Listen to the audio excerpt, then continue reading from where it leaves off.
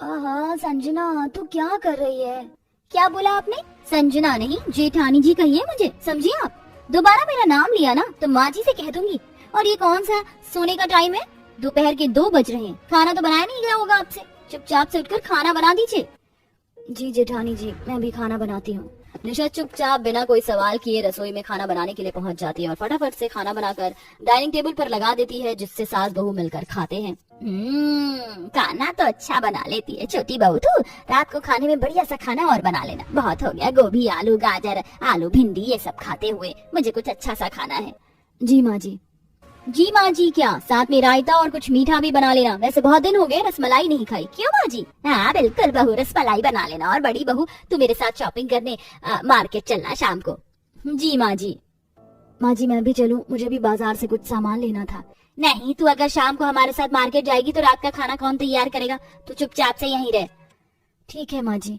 और शाम होने पर दोनों सास बहू बाहर शॉपिंग करने चली जाती हैं। वहीं बेचारी निशा खाना बनाकर घर के बाकी काम करती है, कपड़े धोती है, उन्हें सुखाती है। ये भगवान, मैं तो थक चुकी हूँ। माँ जी से कहा था कि ये कपड़े कल धुल लूंगी, लेकिन नहीं, माँ जी को अभी ये धुलवाने थे।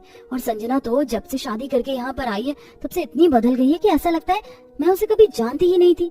कुछ कह भी नहीं सकती जेठानी जो है। ऐसे ही समय गुजरता है। जब सास बहू का मन किया करता था वह निशा पर दबाव डालकर उससे घर का ढेर सारा काम करवाते थे। बेचारी को अपने खाने के लिए भी वक्त नहीं मिलता था और जेठानी तो अलग ही तरह का रौब झाड़ती थी, जिससे निशा की अक्सर आंखें आंसुओं में भीग जाती थी। एक दिन निशा संजना की साड़ी प्रेस कर रही थी, तभी वह काम से बुलाती है और संजना की साड़ी जल जाती है। हे भगवान, ये क्या हो गया? अब संजना ने, मेरा मतलब जेठानी ने देख लिया तो? वो तो मैंने देख ही लिया है निशा। तुमने ये क्या किया? तुम्हें घर का कोई भी काम ठीक से करना नहीं आता है क्या? कितनी बार समझाऊं मैं तुम्हें? मेरी बहुत एक्सपेंसिव साड़ी थी जिसे तुमने जला डाला। अब इसे ठीक कैसे करोगी तुम? सॉरी जेठानी जी, मुझे माफ कर दीजिए। क्या माफी दूं मैं तुम्हें इसकी? तुम्हें माफ करने से मेरी साड़ी तो ठीक नहीं हो जाएगी ना। मैं अभी माँ जी को बुलाती हूँ, तुम्हारी अकल तभी ठिकाने आएगी। बस कर संजना, तू कितना जहर उगलने लग गई है। तू भूल कैसे गई कि तेरा मेरा क्या रिश्ता है? जब से यहाँ आई बहुत बदल गई है। शायद ये प्रेस वाला किस्सा तुझे याद नहीं है, मैं दोहरा देती हूँ। माँ मुझे कॉलेज के लिए लेट हो रहा है, मैं जा रही हूँ। ठीक है बेटा, ये आलू का पराठा तो खाती जा, कितने मन से मैंने तेरे लिए बनाया है। ठीक है माँ, खा रही हूँ मैं, अब बाय। निशा पराठा खाते हुए जा ही रही थी कि उसकी छोटी बहन अपने हाथ में ड्रेस लिए उसके सामने आती है।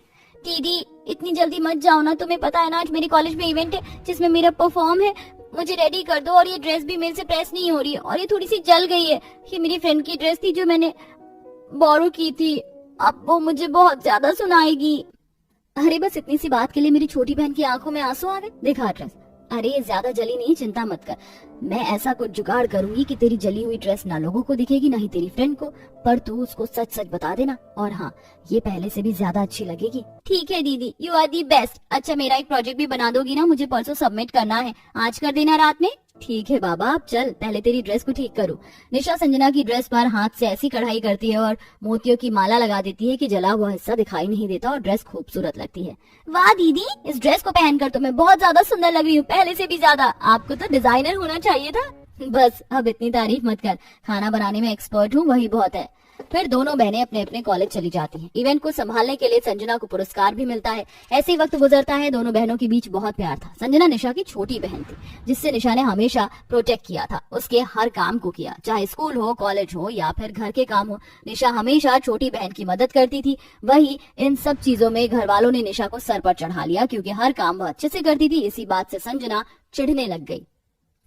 माँ मैंने आपके लिए इतने प्यार से फ्रूट कस्टर्ड बनाया, लेकिन आपको ये नहीं खाना। दीदी का बनाया हुआ कैरेट केक खाना है।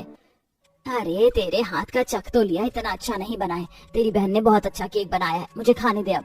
लो माँ खाओ ना, ये पूरा मैंने आपके लिए ही तो बनाया है। बस बहुत हो गया दीदी, तुम हमेशा बाजी मार जाती हो। मेरा कुछ करना ना करना बराबर ही है। देखना एक दिन ऐसा आएगा जब मैं भी तुम्हें नचा दूंगी। और फिर संजना को अपने जॉब लाइन में निखिल से प्यार हो गया, जो कि घर का बड़ा बेटा था। संजना को जब भी बाहर घूमना होता था, वह अपनी बड़ी बहन को ले जाती थी, जहां घर का बड़ा भाई भी अपने छोटे भाई अर्जुन को साथ ले आता। इसी बीच बड़ी बहन छोटे भाई से प्यार करने लगती है और जब घर वालों को पता चलता है तो वो प्यार से बच्चों की खुशी के लिए मान जाते हैं, जिससे दोनों बहनों की शादी एक ही घर में हो जाती है और छोटी बहन जेठानी बन जाती है। इसी बात का फायदा उठाकर संजना निशा पर हमेशा बरसती रहती थी। याद आई तुझे प्रेस वाली बात? मैंने हमेशा तेरा भला चाहा, अपने काम को रोक कर तेरा साथ दिया, दिन रात तेरे स्कूल कॉलेज का काम बैठ कर किया है। मुझे समझ नहीं आता तेरा ससुराल में आकर रवैया इतना बदल क्यों गया है, वो भी जेठानी बनकर। हाँ तो क्या करूँ, जब मैं छोटी बहन थी आप बड़ी थी, हर बड़ी बहन का फर्ज होता है ये सब करना, तो इन सब का एहसान लोगी क्या? मुझे तो लगता है कि मेरी जेठानी बनने से आपको बहुत चिढ़ हो रही है। नहीं संजना, तू गलतफहमी में है, मुझे तुझसे कोई चिढ़ नहीं है। मैं तो अपनी उस बहन को ढूंढ रही हूँ जो मेरे साथ नोकझोंक किया करती थी। आपकी ऐसी बातों से मैं पिघलने वाली नहीं। इस घर में मेरा जो औहदा है उसका मान तो आपको रखना ही पड़ेगा। हाँ मैं तुझे जेठानी कहूंगी, मैं कहाँ इनकार कर रही हूँ। ओ देवरानी बहुरिया, मेरी बड़ी बहू को ब्लैकमेल मत कर। होगी अपने मायके में तो इसकी बड़ी बहन, लेकिन ये इस ससुराल में छोटी बहन होकर भी तेरी जेठानी है, तो उसकी बात माना कर, समझी? अब खड़ी क्या है, जा हम दोनों के लिए चाय लेकर आ। जी माँ जी। देवरानी आंखों में आंसू लिए रसोई में जाकर चाय बनाकर अपनी जेठानी और सास को देती है। कहा था ना एक दिन ऐसा आएगा जब मैं बड़ी बहन आपको अपने इशारों पर नचा दूंगी। वही हो रहा है, आपको भी प्यार करके यहीं आना था तो भुगत लीजिए।